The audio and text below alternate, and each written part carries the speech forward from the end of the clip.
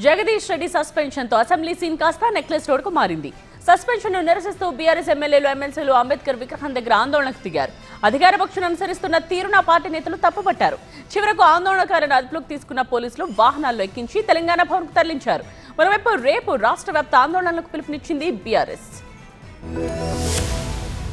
తెలంగాణ అసెంబ్లీలో బీఆర్ఎస్ సభ్యుడు జగదీష్ రెడ్డి సస్పెన్షన్ పై బీఆర్ఎస్ ఆగ్రహం వ్యక్తం చేసింది. సస్పెన్షన్ ను నిరసిస్తూ అంబేద్కర్ విగ్రహం దగ్గర నిరసన చేపట్టింది. మరోవైపు ప్రభుత్వ తీరును నిరసిస్తూ ఆందోళనలకు పిలుపునిచ్చారు ఆ పార్టీ వర్కింగ్ ప్రెసిడెంట్ కేటీఆర్. తమ పార్టీ సభ్యుడు అనని మాటను అన్నట్లుగా చిత్రీకరించారని మండిపడ్డారు. తప్పు మాట్లాడి ఉంటే ఆ వీడియోలు బయట పెట్టాలని డిమాండ్ చేశారు. తమ మాటల్లో తప్పు దొర్లి ఉంటే విచారం వ్యక్తం చేసేవాళ్లమన్నారు. ఏకపక్షంగా సభ నుంచి జగదీష్ రెడ్డిని సస్పెండ్ చేశారన్నారు.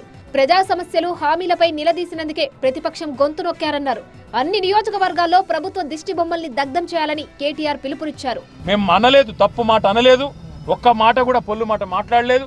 అయినా సరే స్పీకర్ గారి మీద ఉండే గౌరవంతో, ఆ పదవి మీద, ఆ రాజ్యాంగబద్ధమైన వ్యవస్థ మీద ఉండే గౌరవంతో మేము అవసరమైతే విచారం వ్యక్తం చేసి సభ సజావుగా జరగడానికి సహకరిస్తామని చెప్పి హుందాగా మేము పోయి స్పీకర్ గారికి, శాసనసభ వ్యవహారాల మంత్రి గారికి చెప్పినాం.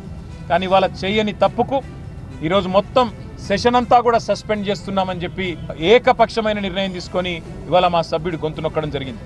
అధికార పార్టీ అనుసరిస్తున్న తీరును ప్రజలంతా గమనిస్తున్నారన్నారు బీఆర్ఎస్ ఎమ్మెల్యే జగదీష్ రెడ్డి. సభలో ఏం జరిగిందనే దానిపై వాస్తవాలు బయట పెట్టడం లేదన్నారు. స్పీకర్ అధికారాలు, విధులు ఏంటో తనకు తెలుసని అన్నారు జగదీష్ రెడ్డి. రైతు సమస్యలపై ప్రభుత్వాన్ని నిలదీశాను తప్ప స్పీకర్ ను ఎక్కడా కించపరచలేదన్నారు. సస్పెన్షన్ కు భయపడబోనన్న జగదీష్ రెడ్డి ఇంకా బలంగా తన గొంతు వినిపిస్తానని అన్నారు. స్పష్టమైన కారణం లేకుండా తనను సభ నుంచి సస్పెండ్ చేశారని ఆగ్రహం వ్యక్తం చేశారు. ప్రజల దృష్టిని మరల్చేందుకే సభలో ఈ రకంగా చేశారన్నారు.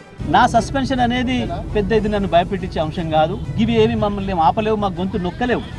ఇంకా ఇంకా ఇంకా బలంగా మా గొంతు వినిపిస్తుంది. ఈ సభ వాళ్ళది కాదు, ఇది కాంగ్రెస్ పార్టీది కాదు.